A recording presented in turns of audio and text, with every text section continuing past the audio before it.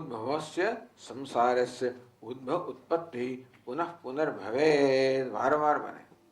જ્યાં સુધી અજ્ઞાનની નિવૃત્તિ ન થાય ત્યાં સુધી આ જન્મ મરણ જેનું લક્ષણ છે એવા સંસાર ક્યાં સુધી દૂર ન થાય, ઉપરમ ન થાય, શાંત ન થાય, નષ્ટ ન થાય.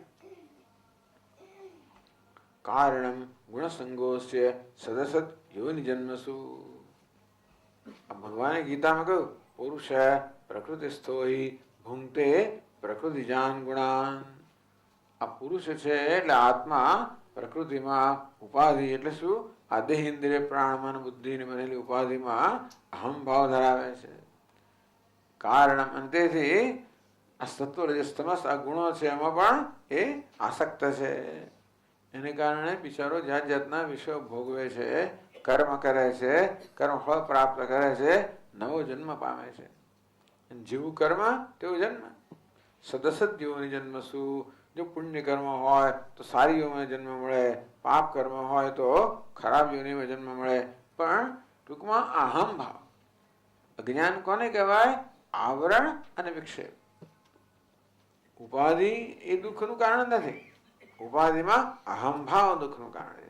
એ જન્મ છે ને કારણે આત્માનું વાસ્તવિક સ્વરૂપ ન જાણવાને કારણે. આત્મા એટલે હું સચ્ચિદાનંદ છું એવું જો જ્ઞાન હોત, એવું જ્ઞાન લઈને જન્મ્યા હોત તો કોઈ દેહને આત્મા ના કહેત. પણ હું સચ્ચિદાનંદ ન જાણવો અને ઉપાધિને આત્મા માનવો. એટલે અહીંયા ટીકાકાર એમ કહે છે કે ભાઈ આ તમો ગુણમાંથી, તમો ગુણ અજ્ઞાન, પણ 3 ગુણ છે સત્વ રજસ તમસ, એટલે 3 ગુણ બાંધનારા છે. તમો ગુણ તો બાંધનારો છે, રજોગુણ પણ બાંધનારો છે, પણ સત્વગુણ પણ ક્યારે બાંધનારો છે? સત્વગુણ બે. જો સત્વગુણ જોઈએ ને, ઘણા બધા વૈજ્ઞાનિકો હોય છે, આ ઘણા બધા ખૂબ જ જીવનમાં ઘણી સિદ્ધિઓ પ્રાપ્ત કરી એવા કેટલા કલાકારો હોય, કવિઓ હોય, વૈજ્ઞાનિકો હોય, પછી લેખકો હોય, ઘણા બધા હોય, મહાપુરુષ હોય છે.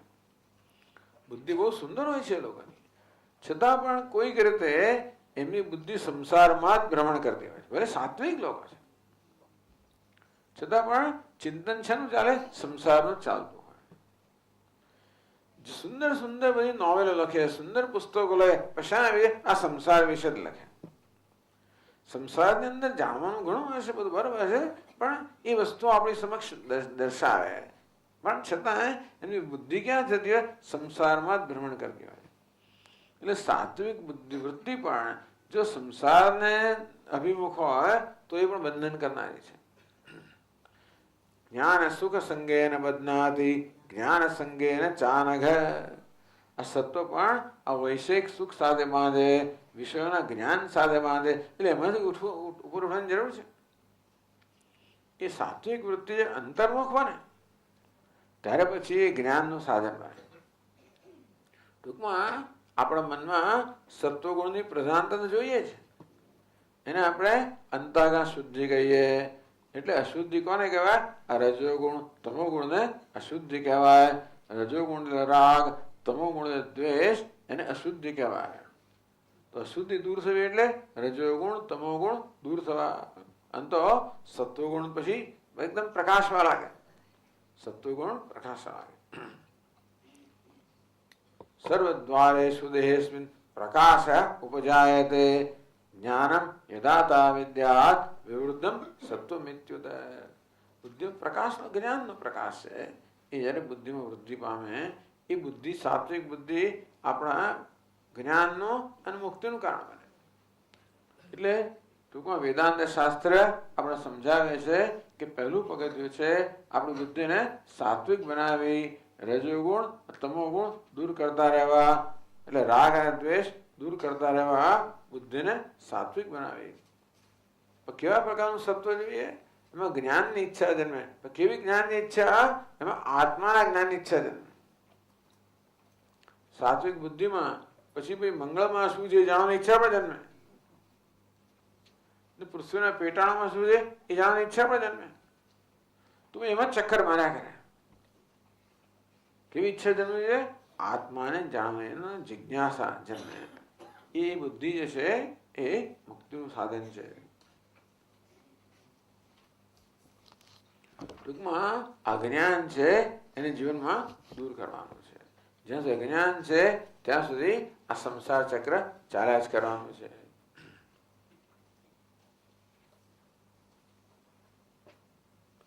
તો એ સાત્વિક બુદ્ધિ જે છે એનાથી શું કરવાનું એ વાત પછીના શ્લોકમાં કહે છે. કૃત મહાવાક્ય વિચારસ્ય કર્તવ્યમાં. આ બધા શ્લોકમાં શું કર્યું ખબર છે? મહાવાક્યનો વિચાર કર્યો. કયું મહાવાક્ય? તું બ્રહ્મ છે, તત્વમસી. તું બ્રહ્મ છે એ વાક્યનું જ્ઞાન ક્યારે થાય?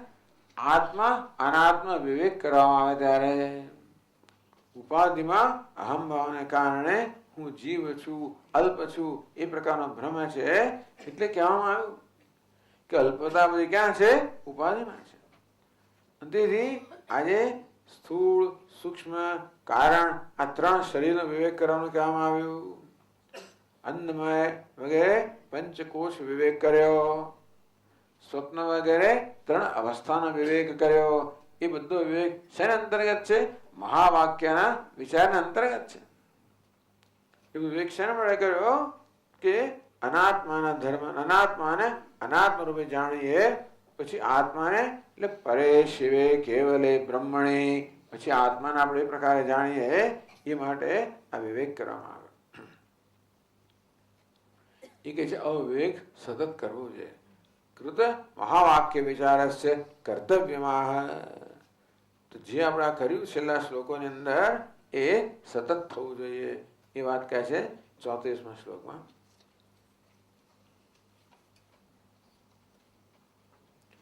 નેતિ પ્રમાણેન નિરાકૃતાખિલઃ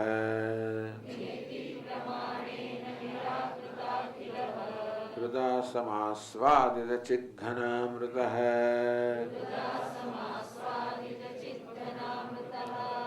ત્યજેદશેષં જગદાર્થસદ્રસં પીત્વા યથામ્બઃ પ્રજહાતિ તત્ફલम्.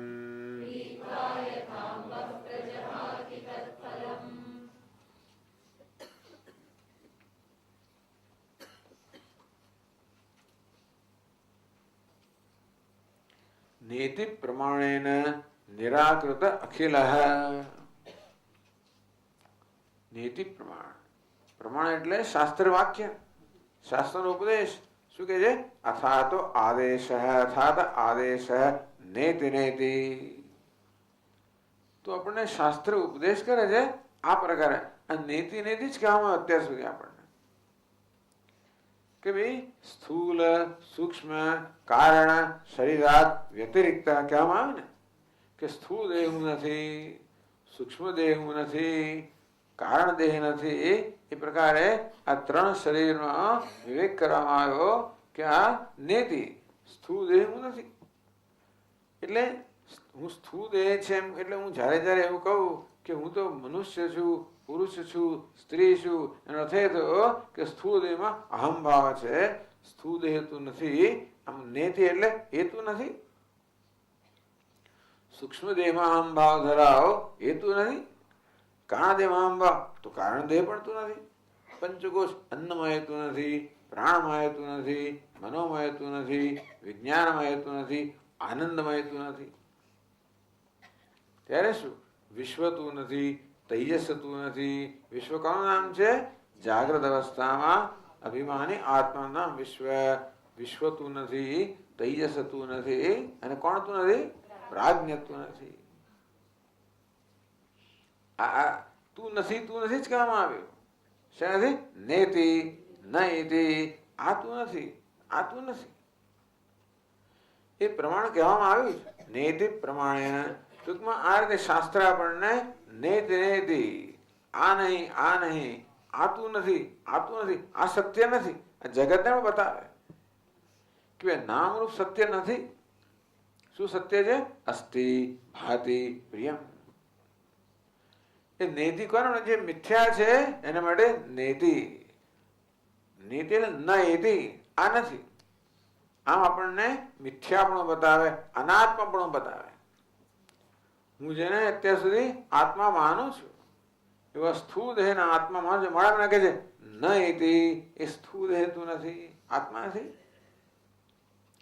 સૂક્ષ્મ દેહને હું માનું છું તો કે સૂક્ષ્મ દેહ તું નથી, કારણ દેહ તું નથી, અન્નમય તું નથી, પ્રાણમય તું નથી.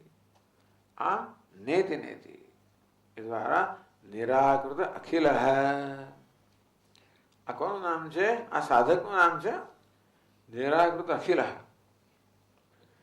એટલે નિરાકૃતમ અખિલમ યેન સહ નિરાકૃતાખિલ. કેવો સમાસ છે? બહુવ્રીહી સમાસ. આ સંસ્કૃત ભાષામાં આ બધી બહુ વિશેષતાઓ છે. એટલે નિરાકૃતાખિલ એટલે શું? ક્યાં બેસે? પછી તો એ તો શું કરતા છે? નિરાકૃતાખિલ, નિરાકૃત ખિલ નીતિ પ્રમાણેન નિરાકૃતાખિલ. આ ના એ પ્રમાણથી જે આગળ કહેવામાં આવ્યું, વિચાર કરવામાં આવે એવી રીતે જે નિરાકૃત કે અન્નમય હું નથી, પ્રાણમય હું નથી, મનોમય હું નથી, વિજ્ઞાનમય હું નથી, આનંદમય નથી, વિશ્વ નથી, તૈજસ નથી, પ્રાજ્ઞા નથી.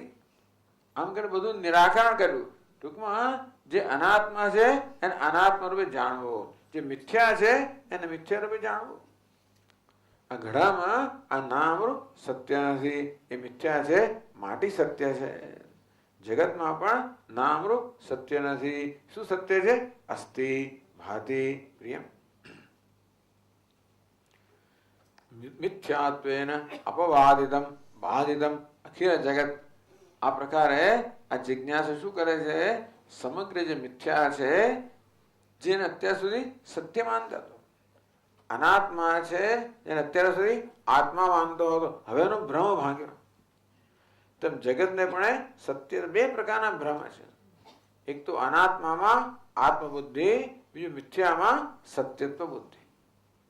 અનાત્માને આત્મા માનવો. આ જગત આ નામ રૂપાત્મક જગત કેવું છે? મિથ્યા છે. કેમ મિથ્યા છે? પરિવર્તનશીલ છે. આગળ આપણે કહેવામાં આવ્યું કે જે વસ્તુમાં પરિવર્તન થયા કરતું હોય એ ક્યારેય સાચી હોય નહીં. અમે પણ આપણો રોજબરોજ વ્યવહારની અંદર પણ આજે મને કોઈ કશું કહે અને કાલે બીજું કહે તો આપણે વિશ્વાસ મૂકીએ? આજે કંઈક કહે, કાલે બીજું કહે, પરમદાડે ત્રીજું કહે, એટલે બદલાયા કરે છે. જે બદલાયા કરે સત્ય હોય જ નહીં. આજે જે કહ્યું હોય એ જ કાલે કહે, અને મને કહ્યું હોય એ પણ તમને કહે, પછી મને કંઈક કહે અને તમને બીજું કહે, તોય સત્ય ના કહેવાય. આજે કંઈક કહે અને કાલે કંઈક કહે તોય સત્ય નહીં. મને કંઈક કહે અને તમને બીજું કહે તોય સત્ય નહીં. ઋષિકેશમાં એક વસ્તુ કહે અને અમદાવાદમાં બીજી વસ્તુ તોય સત્ય નહીં. દેશમાં, કાળમાં, પરિસ્થિતિમાં જે ન બદલાય એને સત્ય કહેવાય ને. જે બદલાય એને શું કહેવાય? મિથ્યા, ખોટું. આ જગતની બધી વસ્તુ કેવી છે? સતત પરિવર્તનશીલ છે. એક ક્ષણ પણ એની એ રહેતી નથી. માટે એટલે આગળ ચર્ચા કરી. માટે બધું શું નામ રૂપાત્મક કેવું છે? મિથ્યા છે. તેવી રીતે આ મન, બુદ્ધિ વગેરે બધી ઉપાધિ પણ કેવી છે? અનાત્મા છે, મિથ્યા છે. જગતમાં આનો સમાવેશ કરી લેવા. જગત કે આપણે બહાર આમ જ જોતા હોઈએ છીએ, પણ એની અંદર આ શરીર, ઇન્દ્રિય, મન, બુદ્ધિ બધું આવી જાય. એ બધાનું નિરાકરણ, બધામાં સત્યત્વ બુદ્ધિ, આત્મબુદ્ધિ બધાનો ત્યાગ કરે છે. આ ઉપદેશ છે. શ્રુત્યા સર્વસ્ય જગત અસત્વ મુક્તમ. શ્રુતિ કહે છે બ્રહ્મ સત્યમ જગત મિથ્યા. આ જગત મિથ્યા છે, અસત્ય છે. જગત અસત અનિત્યત્વાદ કહ્યું ને આપણે. જે પરિવર્તનશીલ છે, જે એનો જન્મ થાય, મૃત્યુ થાય, જેનો વિકાર થાય, બધું કેવું છે? મિથ્યા છે, અસત છે, ખોટું છે. આમ નક્કર દેખાય છે પણ નક્કરતા નથી. સાચું દેખાય છે પણ સાચાપણું નથી. સુખ દેખાય છે, સુખ નથી. પ્રેમ દેખાય છે, નથી. આ બધું દેખાય જ છે, ખાલી શું છે? આભાસ છે. અધ અન્યત આર્તમ. ક્યાં ગયું? બૃહદારણ્યક ઉપનિષદમાં યાદ છે. અતો અન્યદાર્તમ એ ક્યાં આવ્યું? આત્મપુરાણમાં આવ્યું. ક્યાં આવ્યું? કોની સાથેના વાર્તાલાપમાં આવ્યું? અતો અન્યદાર્તમ હમણાં જ ગયું. છેલ્લો વાર્તાલાપ કોની સાથે થયો? ઉદ્દાલક આરણી. હજી ગાર્ગીની વાત બાકી છે. અતોન્યદાર્થમ એષતે આત્મા અંતર્યામી અમૃત એત અન્યત આર્તા તો બીજી વાર આવ્યું, આગળ પણ આવ્યું, ફરી પાછું આવ્યું. ટૂંકમાં આત્મા સેવાનું બધું કેવું છે? બધું મિથ્યા છે, નશ્વર છે. વાચારંભણમ વિકારો નામ છે મૃત્તિકા ઇત્યેવ સત્યમ વગેરે. આ પ્રકારે ટૂંકમાં કહે છે કે જે વસ્તુ પરિવર્તનશીલ હોય એ સાચી ના હોય, જે વસ્તુ પરિવર્તન ન પામતી હોય એ જ સાચી હોય. તો જગતની અંદર પણ એટલે શું છે? એક વસ્તુ સમજવાની કે પરિવર્તન ક્યારે શક્ય બને? જ્યારે પરિવર્તન ન પામવાનું એનો આધાર હોય ત્યારે. બધું નાટક તો રંગમંચ પર રચાય હંમેશા. રંગમંચ જેવે છે. આપણે ટ્રેન ક્યારે ચાલે? જે પાટા ન ચાલતા હોય તો ટ્રેન ચાલી શકે, પાટા ચાલતા હોય તો ટ્રેનને તકલીફ પડે. નદી વહેતી હોય એ પ્રવાહ ક્યારે વહે? જ્યારે એનો પટ છે એ ન વહેતો હોય, બરોબર ને? પેલું ચક્ર ચાલતું હોય તો એની વચ્ચેની ધરી જે છે એ સ્થિર હોય તો પછી એ ચાલ કરતી હોય તો શું થાય? ટૂંકમાં જ્યાં પરિવર્તન છે ત્યાં પરિવર્તન રહિત વસ્તુ હોવી જોઈએ. જેમ કે આ ઘડામાં આ નામરૂપ છે એ કેવા છે? પરિવર્તન પામનારા છે. એ તૂટી જાય, નામરૂપ બદલાઈ જાય. એ ક્યારે શક્ય બને? પરિવર્તન ન પામનારી માટી હોય ત્યારે ને. તેમ જગતમાં સતત પરિવર્તન થઈ રહ્યું છે. એ પરિવર્તન કશાક નિર્દેશ કરે છે. શેનો નિર્દેશ કરે છે? પરિવર્તન ન થનાર તત્વનો નિર્દેશ કરે છે. એ પકડવાનું. હવે આપણે શું છોડવાનું અને શું પકડવાનું એની વાત કરે છે. દ્રષ્ટાંત આપ્યું. પીત્વા યથામ પ્રજહાતિ તત્ફલમ. નાળિયેર હોય આપણી પાસે, એમાં કયો અંશ આપણે ગ્રહણ કરવાનો, કયો અંશ ત્યાગી દેવાનો? આખું નાળિયેર નહીં ફેંકી દેવાનું, બરોબર ને? શું કરવાનું? લીલું નાળિયેર શું કરવાનું? પહેલા એમાંથી પાણી પી લેવાનું. પીત્વા અંબઃ, અંબસ એટલે જળ. નાળિયેરનું પેલું મધુર, પછી કેવું હોય? મધુર હોય. સારા એ જમાનામાં હશે. અત્યારે તો નાળિયેરો પણ બધા મોટા ભાગે તો ખારા જ હોય છે, પણ સામાન્ય રીતે નાળિયેરનું જળ છે એ મધુર કહેવાય.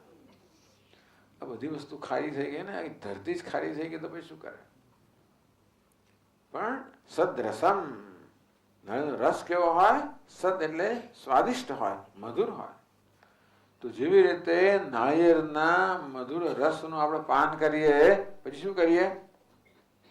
એનું પેલું બહારનું જે પેલું કોચલું હોય કે હિસાબ મૂકીએ. શું કરીએ? હિન્દુસ્તાનમાં શું કરે? ફેંકે. ત્યાં જ ફેંકે. નાળિયેરનો રસ પીએ ત્યાં જ ફેંકે. એમાં આપણે નિષ્ણાત છે ફેંકવામાં. જ્યાં પડે ત્યાં ખરું. તો સારું છે, પણ ઉપર એના ઘરમાં પીતો હોય તો આમ બહાર ફેંકીએ તો માથા પર જે થાય એની ચિંતા નથી આપણને. આપણે જે કરવું એ કરવાનું. આપણા કર્મથી બીજાનું શું થાય એની ચિંતા બીજાએ કરવાની. રસ્તામાં વાહન ચલાવતી વખતે હું તો વાહન ચલાવે તો જે ચલાવો એ ચલાવો, બાકી આખી દુનિયાએ મારું ધ્યાન રાખવાનું કે મને અકસ્માત ના થાય બસ.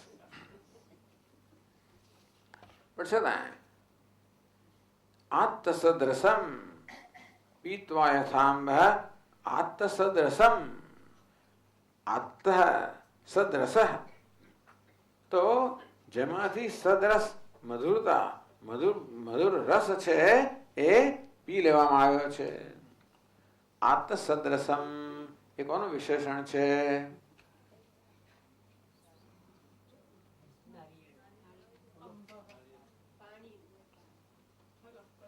ફલમ.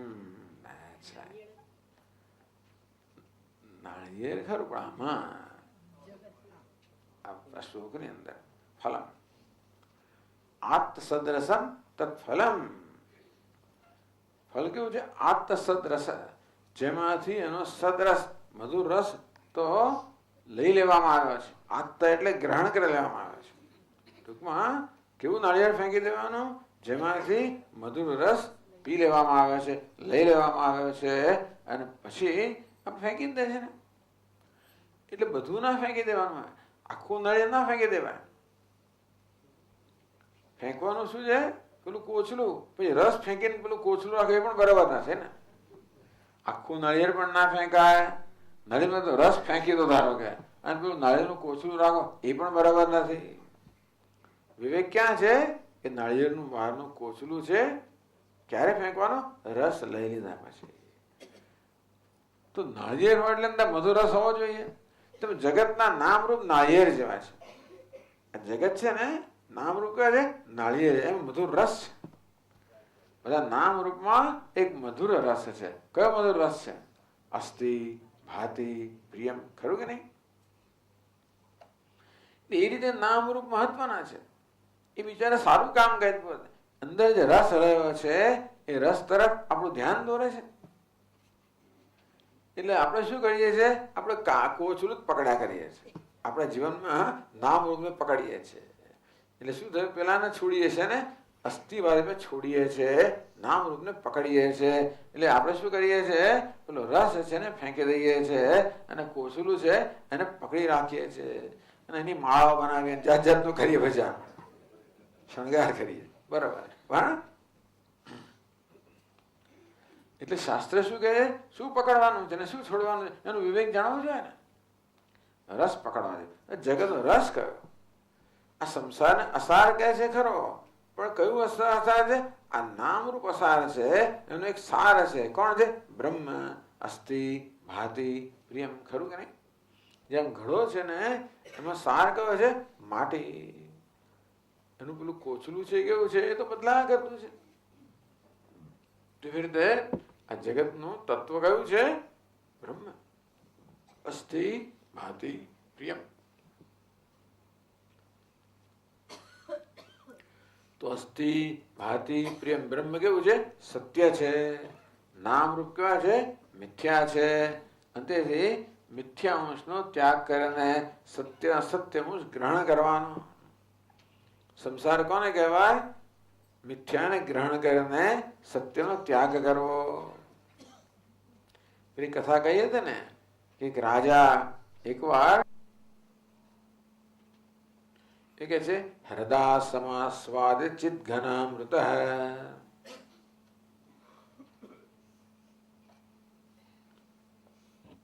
હૃદનો અર્થ અહીંયા બુદ્ધિ જ કરવાનો છે. હૃદા સમાસ્વાદ ચિત ઘનામૃત. હૃદા મનોવૃત્યા સમાસ્વાદિત ચિત ઘનામૃત. જેનો સમાસ્વાદિત, જેનો સાહેબ આસ્વાદ લેવામાં આવ્યો છે. શેનો?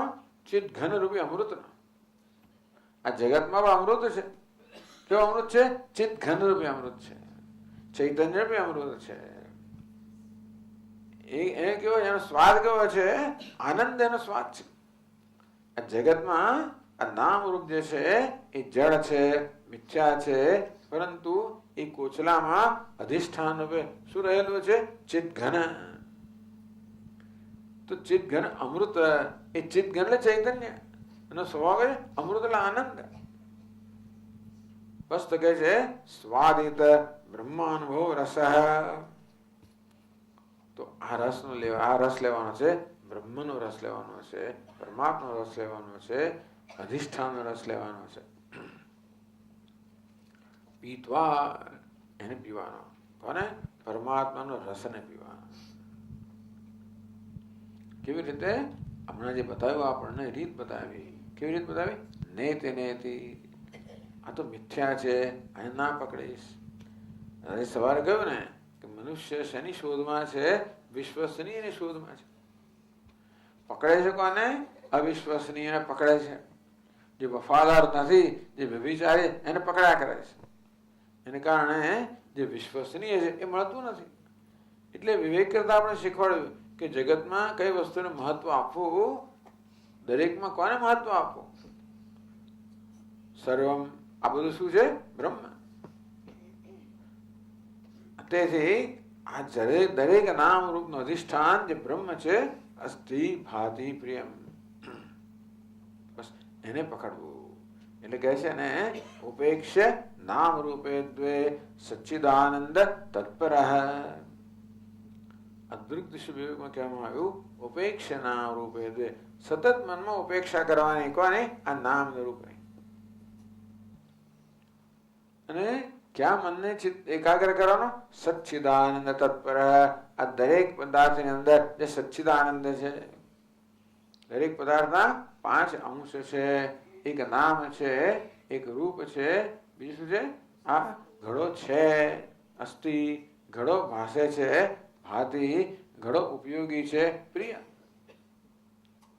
આમ ઘડામાં 5 વસ્તુઓ છે. ઘડો છે, ભાસે છે, પ્રિય છે, એનું નામ છે, એનું રૂપ છે.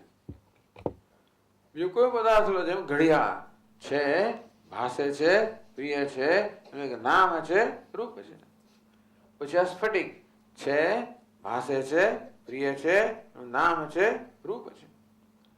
આમ આ નામ રૂપ બદલાયા કરે. એ કે વ્યભિચારી છે, આ એક નામ રૂપ છે એ આમાં નથી, આ બીજું નામ રૂપ છે જે આમાં નથી. નામ રૂપ કેવું છે? વ્યભિચારી અંશ છે. સવારે વાત કરે વ્યભિચારી એટલે જે બદલાયા કરે. એક સ્થળે હોય, બીજા સ્થળે ના હોય. એક કાળે હોય, બીજા કાળે ના હોય. બધા જ સ્થળે, બધા જ કાળે શું વસ્તુ છે? અસ્થિ, ભાતિ, પ્રિયમ. પ્રિયમ એટલે આનંદ. તો અસ્થિ ભાતિનો સ્વભાવ કયો છે? આનંદ. એટલે કહે છે હૃદય સમાસ્વાદિત. આસ્વાદ ક્યાં લેવાનો છે? હૃદયમાં લેવાનો છે, અંતઃકરણમાં લેવાનો છે. કેવા અંતઃકરણમાં? સાત્વિક અંતઃકરણમાં, શુદ્ધ અંતઃકરણમાં, જેમાં જ્ઞાન જન્મ્યું છે એવા શુદ્ધ અંતઃકરણમાં આ આનંદનો રસાસ્વાદ લઈને. રસાસ્વાદ લો. આનંદો બ્રહ્મેતિ વ્યજાનાત. કહે છે કે આનંદ જ બ્રહ્મ છે. એ જ્ઞાન, એ બ્રહ્મ એટલે આનંદ આત્મા છે. આનંદ આત્મા, ખરેખર આનંદ એ અસ્થિ ભાતિ પ્રિય તો મારું સ્વરૂપ છે. સ્વાદિત બ્રહ્માનુભવ રસ. અધિષ્ઠાન સત્તા જ્ઞાનેન આરોપિતમ અશેષમ જગત મિથ્યાત્વેન નિશ્ચિતમ ત્યજેત. ત્યાગ કરવો એટલે શું સ્વામીજી? આ જગતનો ત્યાગ કરવાનો એટલે શું કરવાનું? ભાગી જવાનું કે છોડી દેવાનું? શું કરવું? જ્યાં જાવ ત્યાં જગત તો રહેવાનું છે, જ્યાં ભાગીને જવાનું ક્યાં? ઋષિકેશમાં આવો, ચાલો ભાઈ, મુંબઈથી કે અમદાવાદથી કે વડોદરાથી, તેથી શું? ક્યાં સુધી? આ પછી બીજું આ પણ જગત જ છે. અહીંથી તમે ઉત્તર કાઢો બીજું જગત, ગંગોત્રી ત્રીજું જગત, ગોમુખ ચોથું જગત, તપોવન પાંચમું જગત, એથી ઉપર જાય છે. પણ આ જગત બહાર નથી. જગત ક્યાં છે? સંસાર ક્યાં છે? જ્યાં સુધી સંસાર લઈને જ્યાં જઈએ ત્યાં એક નવો સંસાર ઉભો કરીએ. પેટમાં બિલાડા બોલે છે અને ક્યારે ઘડિયાળ જોયા કરું છું કે આસ પૂરો થાય, મારી નજર તો કેળા પર છે. પછી સ્વામીજી બધા જાય, કોઈ જોતું ના હોય, ધીમે એને કેળા પર હાથ લગાવે, પછી હાથમાં લે એટલે ખબર પડી જાય કે આ કેળું તો કેવું છે? મિથ્યા છે. તરત મૂકી દે. પછી બપોરે આવે ફરી વાર, કેળું છે કે નહીં એની દરકાર કરે. એકવાર મિથ્યા ઉપેક્ષા થઈ જ જાય ને, પછી આપણા મનમાં એનો વિચાર પણ ના આવે. આવે તો પણ એ તો જાણે જોઈએ કે હા હવે જાણી લીધું છે બાપુ. ઉપેક્ષા કરવી એટલે મિથ્યાને મિથ્યા રૂપે જાણવું. મિથ્યાને સત્ય રૂપે જાણવાથી આપણે પકડી રાખીએ છીએ. આપણી બુદ્ધિ હંમેશા સત્યને પકડી રાખતી હોય છે. પણ સત્ય જેને પોતે જેને સત્ય માને છે એને પકડી રાખે. બસ બુદ્ધિની માન્યતા બદલાઈ જાય પછી બુદ્ધિને કાંઈ પડી નથી. આપણા જેવા સ્વાર્થી કોઈ છે જ નહીં. આપણે પકડી ક્યાં? સત્ય પકડી રાખીએ. ખબર પડે કે મિથ્યા છે, પછી લે ભાઈ તો તમે દાન કરે તો લેતા લઈ જાય, માન જ જોયું. આપણે ઉદાર બની જઈએ.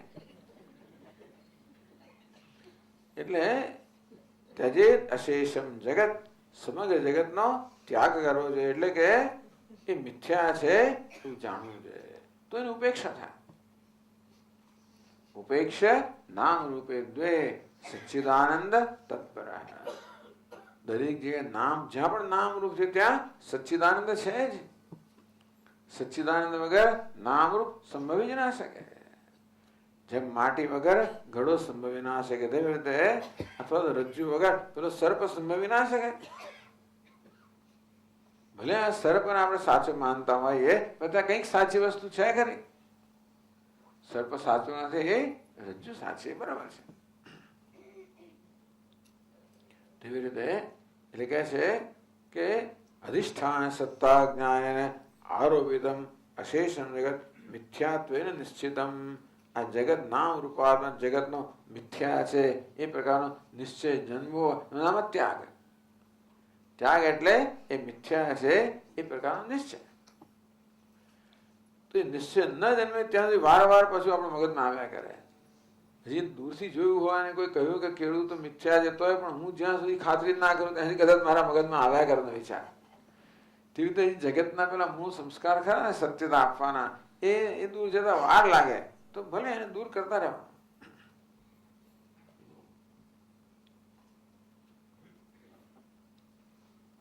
મેં કહ્યું એ પ્રમાણે જગત ઉપયોગી છે. એ જગતમાં આ આપણો સંઘાત પણ આવી ગયો. આ ઉપાધિ ઉપયોગી છે. ત્યાગ કરવો એટલે એમ નહીં કે એનો તિરસ્કાર કરવો. જગતનો ત્યાગ કરવો એટલે જગતનો તિરસ્કાર કરવો એવું નહીં. માત્ર મિથ્યા છે એટલું જ જાણવું. તેમ ઉપાધિનો ત્યાગ એટલે ઉપાધિનો તિરસ્કાર નહીં કરવાનો, માત્ર અનાત્મા છે એટલું જ જાણવાનું. ઉપાધિ ઉપયોગી છે આપણને. આ શરીરના તો જ્ઞાન ક્યાં થવાનું છે? આ શરીર તો અગત્યનું છે એના માટે જ્ઞાન થવા માટે અગત્યનું છે. એટલે એ પ્રકારે શરીરની સંભાળ લેવી. એને આખો પંપાળા નહીં કરવું, છતાં એની એવી સંભાળ લેવી, કારણ કે એ જ્ઞાનનું સાધન છે. એટલે મિથ્યા વસ્તુ પણ સત્યની પ્રાપ્તિનું સાધન બની શકે. ભલે અનાત્મા રહ્યો છતાં પણ આત્માના જ્ઞાનનું આત્માની પ્રાપ્તિનું સાધન છે. એ કઈ રીતે તેનો આદર કરવો. ટૂંકમાં ભલે આપણે વસ્તુનો ત્યાગી દઈએ તો દરેકનો આદર તો કરવો જ. દરેક વસ્તુ આદરણીય છે, તિરસ્કરણીય નથી. આ પ્રકારે કર્તવ્ય શું કરવું જોઈએ? બસ આવું કહેવામાં આવ્યું દીર્ઘ વિવેકમાં. ઉપેક્ષ નામ રૂપે દ્વે સચ્ચિદાનંદ તત્પર. દરેકમાં આ 5 અંશ હોય: અસ્થિ, ભાતિ, પ્રિય, નામ અને રૂપ. એમાં નામ રૂપની ઉપેક્ષા કરવી જોઈએ અને અસ્થિ ભાતિ પ્રિય છે એને આપણે એના પર ચિત્તને આપણે એકાગ્ર કરવું જોઈએ. આ કર્તવ્ય કહેવામાં આવે. ચાલો, સરસ.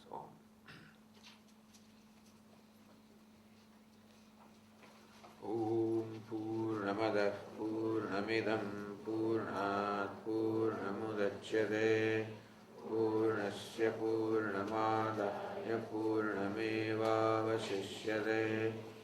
ઓમ શાંતિ શાંતિ શાંતિ. શંકરં શંકરાચાર્યં કેશવં બાદરાયણં સૂત્રભાષ્યકૃતૌ વંદે ભગવन्तौ પુનઃ પુનઃ.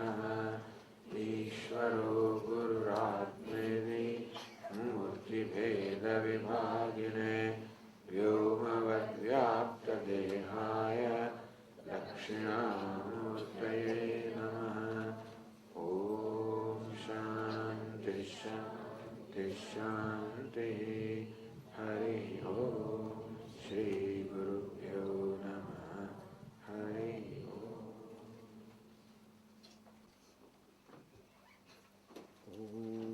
સહનાવતુ સહનૌ ભુનક્તુ સહ વીર્યં કરવાવહૈ તેજસ્વિનાવધીતમસ્તુ મા વિદ્વિષાવહૈ. ઓમ શાંતિ શાંતિ શાંતિ. નીલોત્પલનિભો રામઃ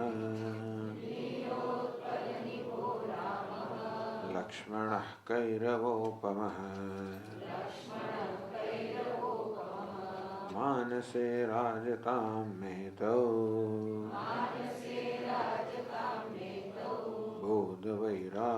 विग्रह।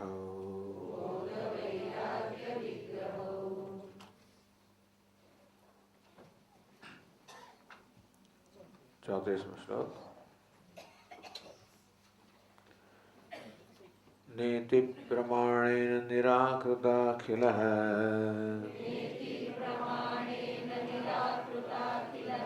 हृदा समास्वादितचिद्घनामृतः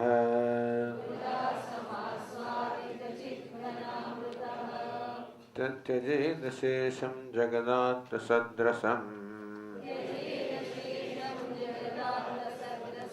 पीत्वा यथम्बः प्रजहाति तत्फलम्।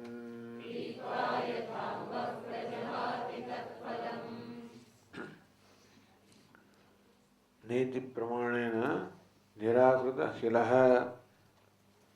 જેણે અખિલ સમગ્ર મિથ્યાનું નિરાકરણ કર્યું છે. નેતિ તો આ પ્રકારે આમ જોવા જઈએ તો ઉપનિષદનો ઉપદેશ તો આવો નકારાત્મક છે. નેતિ નેતિ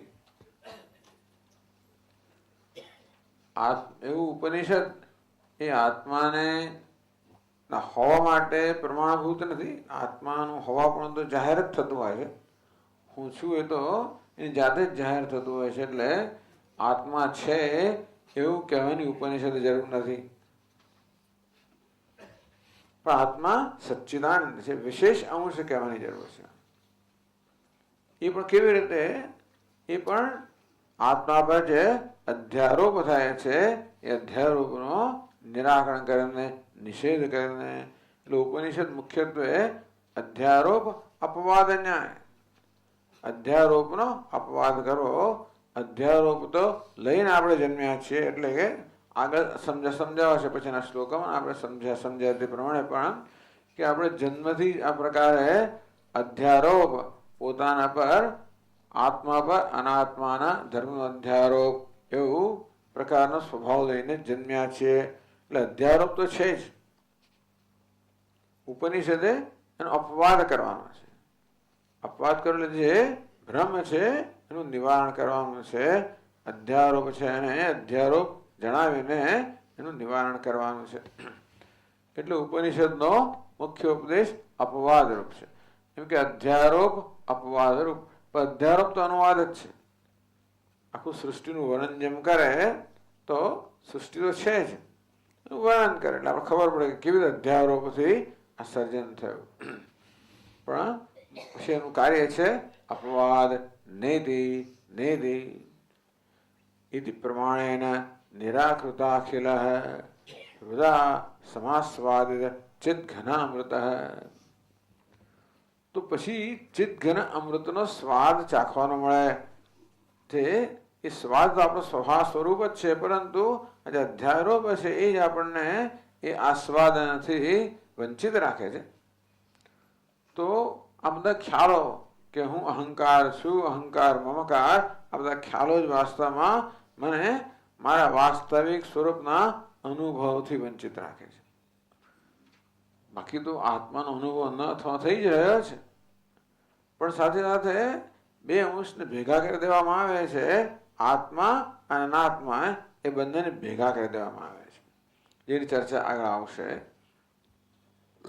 એને કારણે એ અનાત્મા અંશ અધ્યારોપથી જે પોતાનું વાસ્તવિક સ્વરૂપ છે એના અનુભવથી કે લાભથી આપણે વંચિત રહી ગયા છે. આમ અપવાદ કરવાથી, હું જે નથી એનો નિષેધ કરવાથી. સમાસ્વાદિત ચિદ્ઘનામૃત, જેણે ચિદ્ઘન રૂપે અમૃતનો સારી રીતે આસ્વાદ કર્યો છે એવા બનીને ત્યજેદ શેષમ જગત, સમગ્ર જગતનો ત્યાગ કરવો જોઈએ.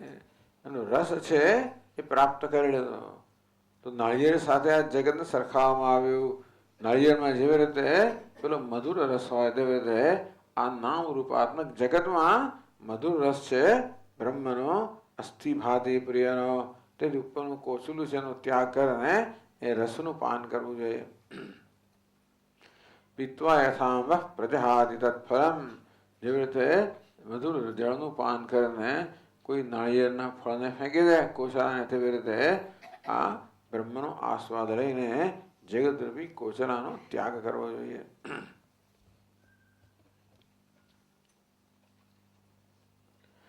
જગત અનિત્યત્વેન તત્ર વૈરાગ્યાર્થમ આત્મનેવ નિત્યત્વમ આહ. જગત અનિત્ય છે, આત્મા નિત્ય છે, તો વૈરાગ્ય નિત્ય નિત્ય વસ્તુ વિવેક.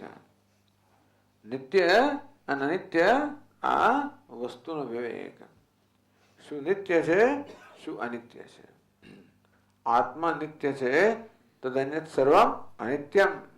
એ આત્મજન્ય સર્વ અનિત્ય છે. તો ભાઈ વૈરાગ્ય કેમ જન્મે? અનિત્ય માટે વૈરાગ્ય શા માટે જન્મવું જોઈએ? એ પણ વિવેકથી જન્મે. કે મારામાં આ પ્રકારનો વિવેક જ્યારે જન્મે કે જીવનમાં હું શું ઈચ્છી રહ્યો છું. જ્યારે આપણે પોતે શું ઈચ્છી રહ્યા છે એ વિષયમાં વિચાર કરીએ તો આપણે જણાય કે આપણે તો નિત્ય વસ્તુ જ ઈચ્છી રહ્યા છે. કોઈ અનિત્ય કે નશ્વર વસ્તુ મને કોઈ સંતોષ ન આપી શકે. હું તો નિત્ય સંતોષ શોધી રહ્યો છું, હંમેશ માટેનો સંતોષ શોધી રહ્યો છું, અને કોઈ નશ્વર વસ્તુ એ પ્રકારનો સંતોષ આપી જ ના શકે. એટલે આ વસ્તુ એક સૂઝ મનમાં જાગૃત થવી કે હું જીવનમાં નિત્ય વસ્તુની પ્રાપ્તિ ઈચ્છું છું. મને અનિત્ય ન જોઈએ, નિત્ય જોઈએ. આવી સમજ પડે તો જ અનિત્ય મળે વૈરાગ્ય જન્મે. જ્યારે આપણે આપણી પોતાની ઈચ્છાને સમજીએ કે આ બધી ઈચ્છાઓની પાછળ શેની ઈચ્છા છે. અનેક બધી ઈચ્છાઓ મનમાં જન્મતી હોય છે. તો શું આ બધી ઈચ્છાની પાછળ એનું કારણ કોઈ ઈચ્છા છે? તો કે હા, પૂર્ણ બનવાની ઈચ્છા, મુક્ત બનવાની ઈચ્છા, અનંત બનવાની ઈચ્છા, અનંતતાની પ્રાપ્તિ, નિત્યની પ્રાપ્તિ. જેમ સ્વામીજી કહે કે એવરીબડી સર્ચિંગ ફોર ધી ઇનફેલિબલ. પેલા વિશ્વસનીયની શોધમાં છીએ, સત્યની શોધમાં છીએ. આપણે જાણતા હોઈએ કે ન જાણતા હોઈએ, પણ આપણે પ્રત્યેક સત્ય જે આધારભૂત છે, વિશ્વસનીય છે, જે ક્યારે પણ દગો ના આવે, જે હંમેશા વફાદાર હોય, જે હંમેશા હોય જ એની શોધમાં છે. જે હંમેશા હોય એટલે કે નિત્ય. તો એ પ્રકારે જ્યારે પોતાની ઈચ્છાની સમજ પડે કે જીવનમાં પોતે કંઈ ઈચ્છી રહ્યો છે. આમ તો આપણા મનમાં સદા ઈચ્છાઓ જન્મ્યા જ કરતી હોય છે, પરંતુ આટલી ઈચ્છાઓ પૂરી કર્યા છતાં પણ ઈચ્છા જન્મ્યા જ કરે છે. એનો અર્થ એ થયો કે કંઈક અંદરની ઈચ્છા પૂરી થતી નથી. બાળક રડતું હોય, અનેક બધો ઉપાય તમે કરો, એને પેલું ચટાડા પેલું કરવાના છતાં રડવાનું ચાલુ નથી કે એનું મૂળ કારણ દૂર થયું નથી. તે મનનું રડવાનું જતું જ નથી. આ ઈચ્છા એટલે એનું રડવાનું જ છે. રડી રડીને માગે છે. અને આપણે ઈચ્છાઓ પૂરી કર્યા કરીએ છતાંય પણ એની ઈચ્છાનો અંત નથી આવતો. એનો અર્થ એ થયો કે કંઈક અંદર કંઈક બીજું દુખે છે. એને એ મનને શું દુખે છે? પેલા બાળકના પેટમાં દુખતું હોય અને આપણને ખબર ના પડે. માં નવી નવી હોય, ખબર ના પડે. એનું કે બાળક ભૂખ્યું થઈ જાય એટલે વધારે ખવડાવે તો વધારે દુખે ઉલટું. એવું બની શકે? તેવી રીતે મનને આપણે ખવડાય કરીએ છીએ, એની ઈચ્છાઓ પૂરી કર્યા કરીએ છીએ, છતાં પણ મન બિચારું માંગ્યા જ કરે છે. એટલે એને કંઈક વસ્તુ ખૂંચે છે, ક્યાંક દુખે છે, કંઈક પીડા છે. એ સમજીએ કે એને શું પીડા છે. એને આ બધું નથી જોઈતું, એને તો નિત્ય વસ્તુ જોઈએ છે. તો મનની આ મૂળભૂત ઝંખનાને આપણે સમજીએ, એટલે કે આપણી પોતાની મૂળભૂત ઝંખનાને સમજીએ કે વાસ્તવમાં આપણને નિત્ય વસ્તુ જોઈએ છે. તો પછી અનિત્ય મળે વૈરાગ્ય. અનિત્ય તો પછી આ વસ્તુ જે બાકી વસ્તુ અનિત્ય જો સમજીએ એટલે એ તો મારી ઈચ્છા પૂરી કરી શકે એમ નથી. આ અનિત્ય જગત તો મને જોઈ આપી શકે એમ નથી. એવું એકવાર સ્પષ્ટ થઈ જાય પછી અનિત્ય માટે આપણને કોઈ પ્રકારનું આકર્ષણ ના રહે. અત્યારે જગત પ્રત્યે ઘણું આકર્ષણ છે, જગતના વિષયો પ્રત્યે કે સિદ્ધિઓ પ્રત્યે. એટલા જ માટે કે મન માને છે કે મળવાથી પોતાને દુખતું બંધ થઈ જશે, અર્થાત પોતે ઈચ્છે છે એ પ્રાપ્ત થશે. પણ એકવાર મનને આ સમજ પડી જાય કે એમ નથી શક્ય, અને ત્યાર પછી એ આકર્ષણ જતું રહે, વૈરાગ્ય જન્મે. એટલે આત્મનેવ નિત્યત્વમાહ. કોઈ નિત્ય વસ્તુ છે ખરી? તો કે હા, આત્મા નિત્ય છે. તો નિત્ય માટે રાગ અને અનિત્ય માટે વૈરાગ્ય જન્મે માટે આત્માની નિત્યતાનું નિરૂપણ કરે છે. નિત્ય એટલે અવિનાશી, જેનો વિનાશ નથી. વિનાશ ક્યારે ના હોય? જ્યારે જન્મ ના હોય ત્યારે. કારણ કે જાતસ્ય હિ ધ્રુવ મૃત્યુ, જેનો પણ જન્મ થાય કે જેની પણ ઉત્પત્તિ થાય અને વિનાશ થવાનો જ. એવું કશું જ ના હોય જેની ઉત્પત્તિ થઈ અને વિનાશ ના થાય. ઉત્પત્તિ થાય તો પણ સ્વામીજી આ મોક્ષની ઉત્પત્તિ ચર્ચાઓ થતી હોય છે. મોક્ષની ઉત્પત્તિ થાય છે કે નહીં થતી? અત્યારે બંધનમાં છે તો મોક્ષ ઉત્પન્ન થાય છે. તો મોક્ષનો નાશ થઈ જવાનો કે નહીં? તો મોક્ષ ઉત્પન્ન થતો નથી. મોક્ષ તો આપણું સ્વરૂપ જ છે. એ તો માત્ર ઢંકાઈ રહેલો છે. એ ઢાંકણ જ દૂર થાય છે. એ અભિવ્યક્ત થાય છે, ઉત્પન્ન થતો નથી. જેવી રીતે સૂરજ વાદળની પાછળ ઢંકાઈ ગયો હોય, વાદળ દૂર થાય એટલે સૂરજ ઉગ્યો એમ નથી. જે સૂરજ ઉગેલો જ છે એ માત્ર અભિવ્યક્ત થાય છે, મેનિફેસ્ટ થાય છે. તો મોક્ષ તો છે જ, આત્માનું સ્વરૂપ છે. માત્ર અજ્ઞાનનું આવરણ દૂર થવાથી જે છે જ એ માત્ર અભિવ્યક્ત થાય છે. તો આ આત્મા નિત્ય છે એટલે અવિનાશી છે. અવિનાશી ક્યારે હોય? જ્યારે જન્મ ના હોય, ઉત્પત્તિ ના હોય. એનો અર્થ એ થયો કે આત્મા જન્મ નથી, એટલે કે આત્મા છે જ. એ વસ્તુ પછીના શ્લોકમાં કહે છે. કદાચિત આત્માન મૃતો ન જાયતે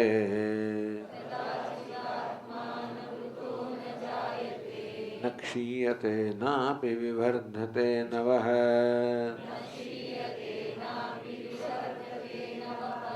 નિરસ્ત સર્વાતિશય સુખાત્મકઃ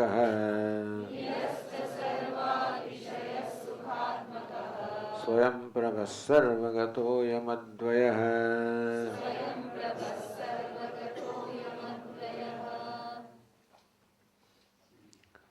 કદાચિત આત્મા ન મૃત, કદાચિત ક્યારે પણ આત્મા ન મૃત, ક્યારે પણ આત્માનો હુંનો મૃત્યુ થતું નથી. પેલા આત્મા કોને કહેવાય એ સમજાવે છે. અતતિ વ્યાપ્નોતિ ઇતિ આત્મા. આત્માને અત ધાતુમાંથી આત્મન શબ્દ બન્યો હોય માનીએ તો અતતિ વ્યાપ્નોતિ, જે સર્વવ્યાપક છે એનું નામ આત્મા. એટલે બ્રહ્મ. બ્રહ્મ કોને કહેવાય? બૃહત્વાદ બ્રહ્મ, જે સર્વથી વધારે વૃદ્ધ છે, વ્યાપક છે. તો આત્માનો અર્થ પણ એવો જ થાય છે. એટલે આત્મા એટલે શબ્દના અર્થથી જ આત્મા અને બ્રહ્મ એક્ય નક્કી થાય છે. આવું જે સર્વવ્યાપક છે એ આત્મા અસ્થિ ભાતિ પ્રિય સચ્ચિદાનંદ. ન કદાચિત ન મૃત, ક્યારે મરતો નથી. આ તો વાત ખોટી છે ને. રોજ રોજ મરણનો વ્યવહાર થાય છે. મૃતો દેવદત્ત જાતો વિષ્ણુ દત્ત.